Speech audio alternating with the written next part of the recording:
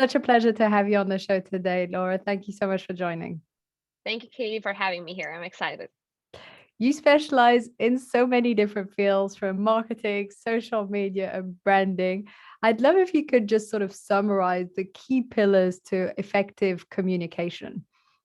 Of course. So, first of all, I'm very excited for everyone who is joining and listening to this podcast. I hope you'll have a lot of insights. And if there are any questions, I think Katie will share some of my social media, so you can always ask them. And then when it comes to communication, so I would say, when it comes to communication, there are a lot of things and you can talk about it and marketing. There are, of course, social media, like the most important one, but then there's, of course, the website, there are all the events.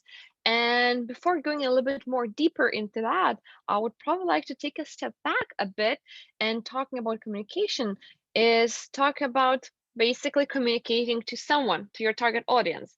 So I think the most important thing for people is first, and business owners, is to understand who is their target audience, who they're trying to reach, because only if you know who you're trying to reach, who are the people you're basically going to be communicating to, then you can find the right channels to reach them, and then use the right messages as well. Because if you're, let's say, targeting older people, let's say in their 50s, 60s, it will be a little bit different channels than if you're communicating to someone in their, let's say, 20s or even teens.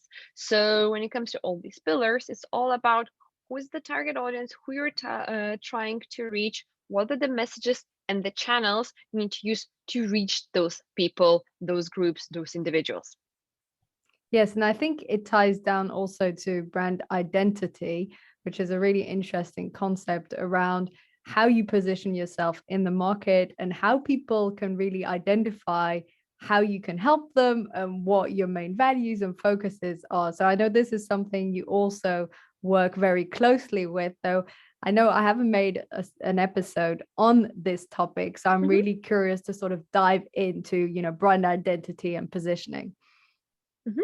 So basically, when it comes to brand identity, there are two things how people understand it. One thing is the visual, the design, and the other thing is more written, perceived. So we, as an agency, I run a marketing agency, do both. But now I want to talk a little bit more about the perceived one. I really love this quote. I don't even know where I read it. Is personal brand is what people talk about you when you're not in the room. So personal brand is something that people know that this is you, this is what you do, this is who you are as a person, and this is not what you as a yourself communicate. So yes, you can do a lot of communication through social media, going to conferences, to your website, going to podcasts like this one, dealing with journalists, giving interviews, but it's not the actual personal brand. Personal brand is how the end user, that reader, that listener will perceive you. And you need to, like, one thing that what I want to say right now as a person, but there's another thing, let's say you, Katie, understand when you're listening to me, and the way you understand me is basically the way my brand is being created and developed in front of your eyes. So when it comes to creating a personal brand, is first of all, you need to think of, like, how do I want my, again, target audience, the people I'm targeting, to perceive me? How do you want to be seen? Do you want to be seen very serious? Do you want to seem very approachable? What is that brand identity I, as a business or individual, wanna create? And then people would remember me for this. And then when they remember you, let's say, I'll tell a very funny story. When I started out whole my career, I was also writing for Forbes, and there weren't a lot of people who were writing for Forbes, and especially ladies. And I was from Baltics, and I was covering all the Baltics news, so everyone knew me as that blonde girl who writes for Forbes, and that was my brand. I didn't choose that, but a lot of people basically knew me like this, and even got this one introduction where was an email thread, and there was someone writing, "Hey, we should talk with that blonde girl who's writing for Forbes." Me. So this is something I definitely didn't plan to do it, but this is how people perceived me, because there weren't a lot of girls who were blondes who were writing for Forbes, and that was apparently my personal brand without even me knowing I create that. So sometimes personal brands can be funny, and sometimes people perceive you differently. But then when you take control of that and start saying, yes, I'm that blonde girl who writes for Forbes, but also I run a marketing agency, I also do thought leaders, I also do a lot of different conferences while I share knowledge. We're advocating for movement to work in STEM, because I studied physics myself, so I have a tech background.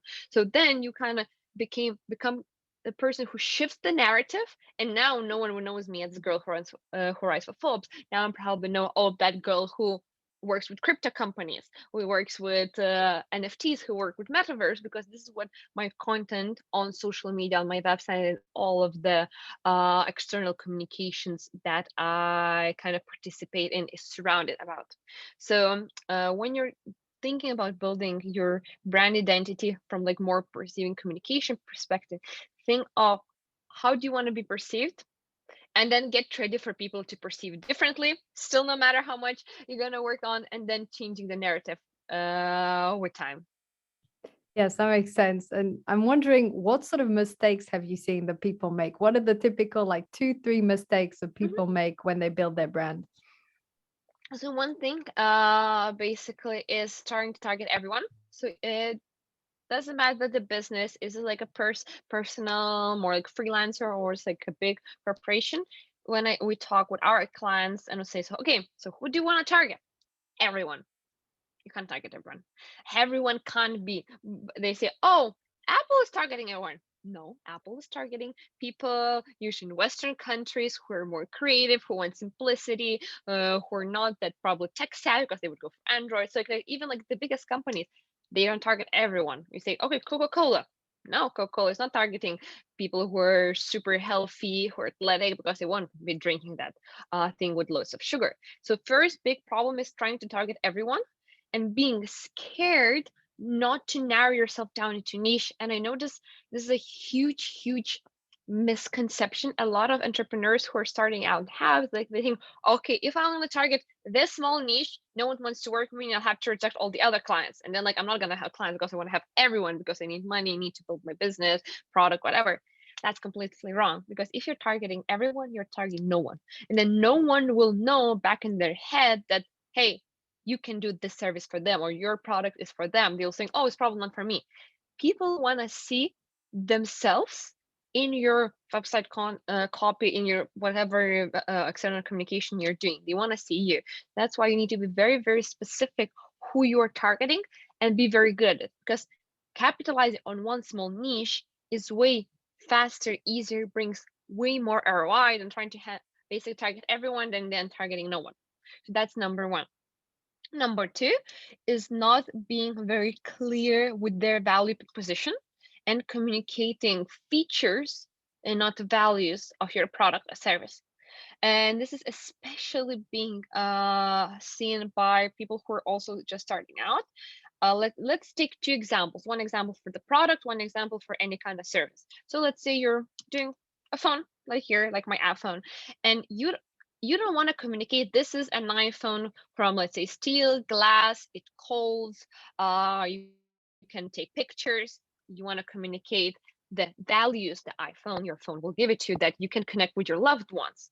You can take beautiful pictures of your family gatherings. You want to connect the value the end user will give you, rather than like, hey, this is a steel one, or this is a picture. Just like, people don't care how it's done, people care about the results. So that's why when you're selling the product, you need to sell the value the end user will get. And how does it happen? Doesn't matter. Like, I think most of the people here don't know how actually cameras works. We don't know how all these photos go there, they capture the light, and how you get the picture of the image pixels. No one even cares. You have the picture, you're happy about it. That's what matters. So this is one thing for like more examples from products. And then the other example for services, let's say from the marketing perspective, you do content writing. You can't just say, hey, I can create your social media post, a blog post, 600 words. It's going to be self-friendly. That's it. Okay. And you want to say that I'm going to create capturing blog posts that will uh, bring so many audiences, that will convert to your clients, to your buyers, that you want to communicate that you're going to write and capturing amazing social media posts that will increase conversion. Because what your probably buyers expect, your clients, they're like, I want to get this person their social media management, so that I'll increase in followers, that I will have more conventions through social media. So again, you need to talk about the value you're giving to your end user who is buying, or your client, rather than what you can do, because it doesn't matter how can do. Let's say now For example, if any kind of company wants to increase their sales, they can do it millions ways. They can do it through writing good content, through influencers relations, buying ads, doing PR, event conference. There are so many ways how it can be done. And in the end, for them, it doesn't matter how it's done, as long as the results are there, it's within time, within budget.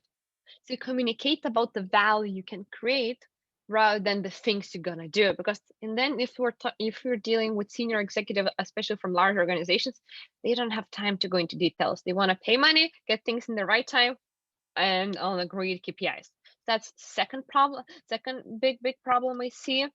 And number three, I would say this one is more psychological rather than like focus on know-how, is people are afraid to be out there and people are afraid to put them on social media to communicate. I see this especially in Europe rather than US. US is very like US marketing and European marketing are two different things. For us, because I'm also from Europe, Europeans think that Americans are bragging all the time. And Americans think that Europeans are so modest and shy. And none of this matters because both of them are right in their own way.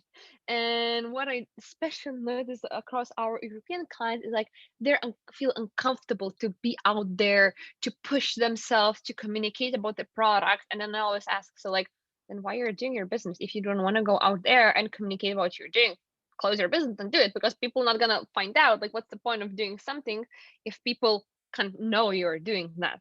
So the big I would say is like not a problem, more like a limiting belief people have, is that they're not worth it to go there. People think they will be bragging. People think it's inappropriate, especially in Europe, to like go and talk about your wins, about your achievements. Or in reality, this is the key thing of marketing. Say what you do, say that you do well. People find out about it and they come to you and you want to work with you.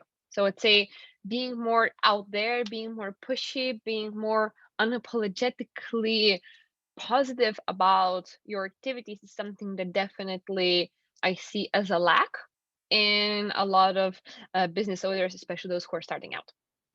Yeah, so to summarize what you were saying, first of all, is not targeting everyone, because if you do that, you're targeting no one. And then is being sure that you're focusing on the value you're giving, the end result, and not the means to get there, which is a typical mistake. And then the last point you were saying is more psychological, around the fear and of getting out there, of being visible, which I think is really interesting, especially comparing the cultural differences in Europe and the US, for instance. And then when it comes to, okay, you've got these things clear, let's say you know who you're targeting, you know what results you're delivering. How do you feel that, for example, a marketing agency can differentiate itself from another one? So in terms of positioning, what do you feel is useful to help the agencies or coaches or consultants to differentiate themselves?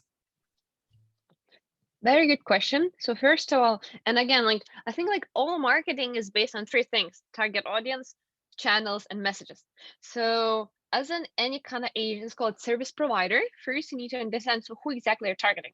And like based on your understanding or your experience or your preference or your passions, you can target everyone. So let's say if you're a coach, do you want to be a sports coach and deal with athletes? Maybe you want to be performance coach. I personally also have an education of executive coaches. I've been through ISCF school. I didn't finally ended up getting the diploma because I didn't have like 100 hours coach, but I know the whole like process. And what kind of coach you want to be? Do you want to be family coach? Do you want to be health coach? Like you need to still first of all choose your lane, which where are you an expert? Because if you're coaching for health, you probably won't be able to also coach for, let's say, relationships, and also for athlete performance, and then for business. So it's like very like, yes, there are some similarities, but you can't do everything. So first, in order to differentiate yourself, is choose your lane that you're where you are, and then also understand the demographics you want to work with. So for example, if you're a relationship coach and you're a woman, again, you can choose whether you want to work with couples, you want to work with other women, or you want to work with guys and want to give more female perspective. Again, these are different differentiators for like a very simple thing. You want to be a health coach. Are you a health coach for losing weight, or are you a health coach for, like, let's say, longevity and optimizing your health performance? Again, trying to understand, so what it is that you're honestly passionate about, and you can talk for days and days. And like now I'm marketing, I can talk for days. Give me a topic and I will never shut up because I just love it. I enjoy it. For me, it like feels like I'm talking about anything. Basically, so trying to understand this like narrow thing that you really enjoy. Then next thing what you need to do to position yourself, of course, create the right content about it and show your credentials. Why do I need to trust you that you're going to be the one that will help me to perform 10x job wise? Like what it is that you've done, what are your case studies, what is your track record. Usually people who are starting out to be, let's say, coaches, they still have some kind of background. It's not like their first job. So talk about your background, talk about what you did, talk about all of your experience beforehand that led you to become a coach. And then you can use this as your sort of case studies for the beginning. Then of course get a few clients. If you're just starting out, get a few clients free of charge in return for testimonial. Always get a video testimonial. Content testimonials, text testimonials are like so 2020. Nowadays, everything should be in video because it really increase the trust of basically the person who is reviewing those testimonials. So get 5 people free of charge, get 5 video testimonials. You already have case studies, and then basically brand yourself in the way that your target audience who you're trying to reach would understand that you're providing them this value, and then go to the places that they hang out.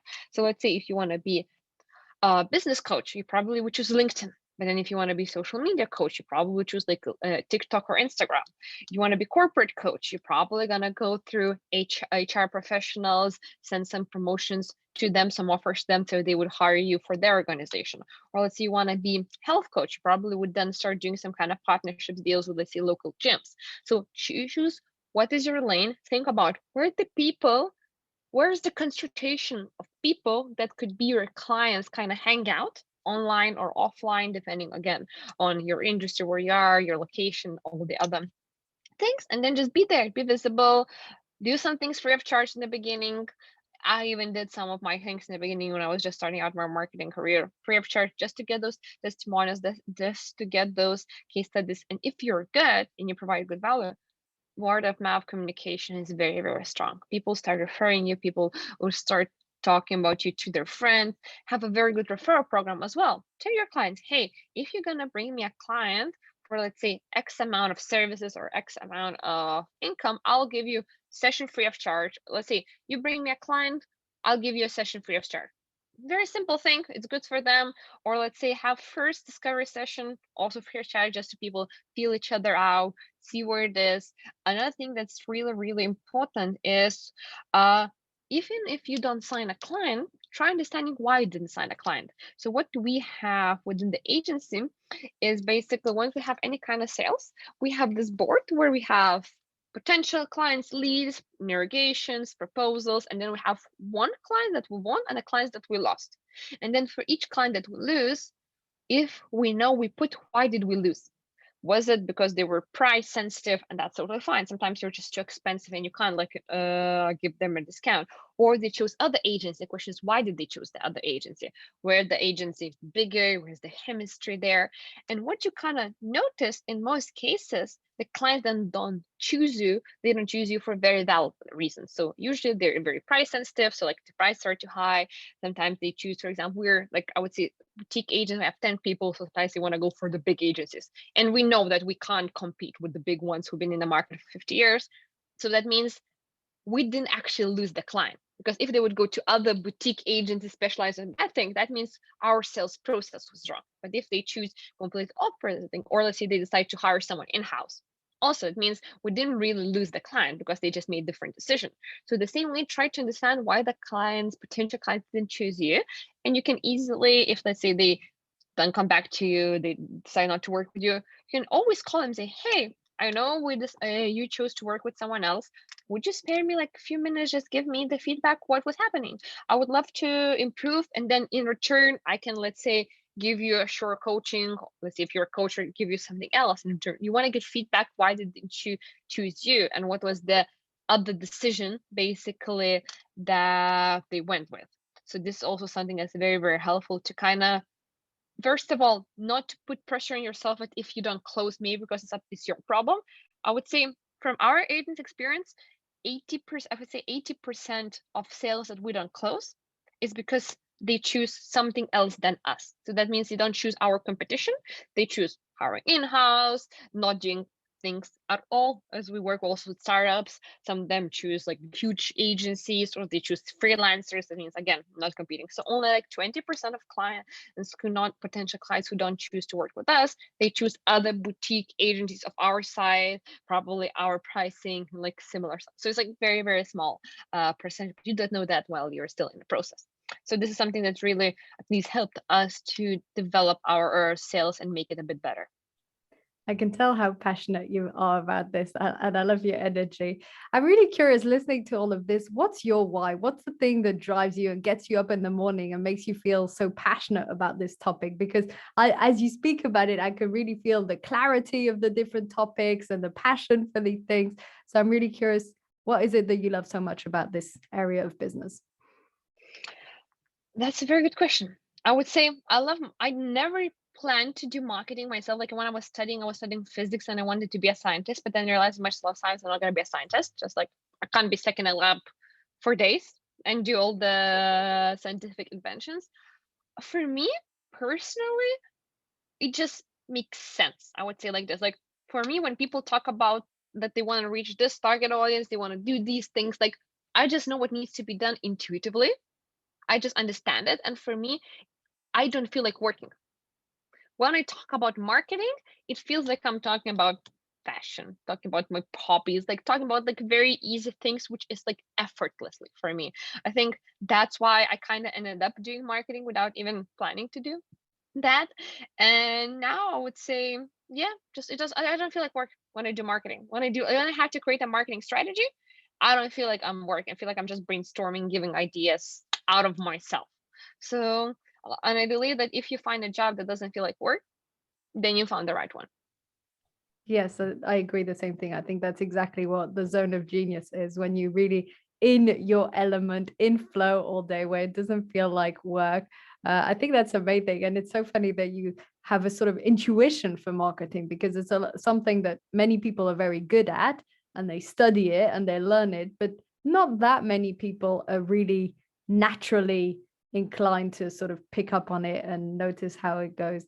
We're already approaching sort of the last 5 minutes or so. What do you feel we haven't covered in terms of branding and positioning and brand identity that you think it's essential for the audience to take away with?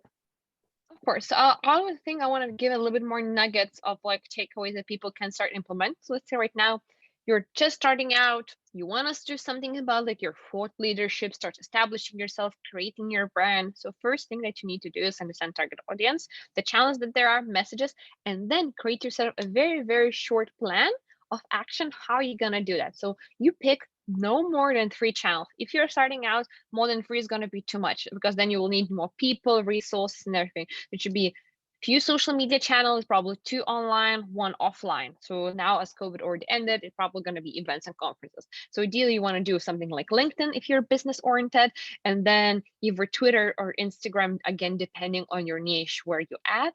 And then the third one would be going to all the conferences. And then prepare, so what it is that you want to communicate. So what are the content pillars that you're going to be basing the messages? So for example, if we're in a marketing agency, so our content pillars are client successes, case studies, lessons learned, knowledge sharing, and then all the achievements. So we have certain content pillars, and then all the content, when we need to think about the content we want to share to create our brand, we say, okay, so what happened this week? Okay, so had this wins, we can communicate about this wins. We maybe don't have any wins this week. Then we can do education. What is the education we can talk about? Well, we do social media, we do content creation, we do QLs, we do influencers. So we can take one of them and then share. So we already have this pre-written sort of strategy that you don't need to start from scratch. You can just go, you check what's there, you start writing. And then in the beginning, start with like 1 post per week. Don't do it more. If you have, like, if you're not a marketer yourself and you're just doing it as a side thing, let's say you're a CEO of your business and you just need to start doing something, or you're like a coach and you're building your own personal branding, do once a week. You don't need to do more in the beginning, because if you already have full-time job running a business, running your practice, if you're gonna tell yourself, oh, I'm gonna do every day for 1 post, realistically you'll get tired within 3 days and you won't be able to perform. So start small, get the results, be hyped and excited about even that one post that ranked like 10 likes, 12 likes. The next one will probably have 20 likes. And then your energy and your positivity will start building up. And then maybe after a month, you'll be like, okay, maybe I can do 2 posts per week. So start building small. Don't overwhelm yourself with like, now I'm going to be writing, doing blogs, doing videos, doing like everything. One thing, you're excited, you're happy about it, you're comfortable, do the second one and slowly build it up without any like too much pressure and resistance. Then the next thing is start going out and meeting people. Start going to conferences, events. No matter where you live, there's always gonna be some kind of events, some kind of meetups. If there's no meetups, organize your own. It doesn't take a lot of time and effort to start organizing your own events, meetups, webinars, whatever form you prefer, and just gather like-minded people who can be basically your potential clients. So build your community. If you're living in a bigger city, basically, if you're living in any city that has 500,000 people or more, there's definitely happening meetups for your industry. 100% sure. Like there is, like, I could bet my money on this thing, unless you're like in super niche one. But basically, most of the things they're happening, so you have to go out and meet people. Then there are bigger conferences, you can always travel to them, you meet people, and then be very social. Even though you're, let's say, an introverted person, you still need to be out there talking to people. You can always just listen and then go to them talk in private, but be very out there and push yourself, and not stay at home in front of your screen. Like businesses are built when you're out there, when you're talking to people or meeting, interacting, the partnerships you can build, the help you can get. Like now I'm, for example, in Dubai, doing a lot of different events. The potential partnerships I made just going out and meeting people, meeting and going to conference, going to all the networking events, I would never be able to do that online if I was sitting comfortably at home. So like, yes, it's uncomfortable, but it brings huge value. So just go out there, meet people, talk to people. And if you're starting out, I feel like, oh my God, I feel uncomfortable doing that. You can just say, hey, I just started out. You don't, like, people forget how much other people want to help them and give an advice, point out, and they remember themselves when they start out. And let's say if I meet some people who are just starting out, let's say businesses who need marketing advice, I don't mind them sharing like 10 minutes there and giving them advice. It's like, I feel good about it. I feel like I gave value. I gave something back to the community and they have a good advice. So even if you're starting out feeling comfortable, that's more in your head. And then maybe you need someone like Katie to help and coach you to get out there, be more present and just meet more people. Amazing. And I love how this ties back to what you were saying earlier about being visible online. So there's both being visible offline, meeting people, socializing, networking, even if this is something you feel uncomfortable with, and being visible online, maybe through video contents or social media posts. So I definitely think this is essential. Thank you so much, Laura. I can't believe we're already at the end of the episode. You covered so much in such a brief amount of time. So many key messages around branding and social media and content creation and being visible, also the psychology behind it. So thank you so much for being on the show today and sharing all of this. Thank you, Kate, and thank everyone who was listening in.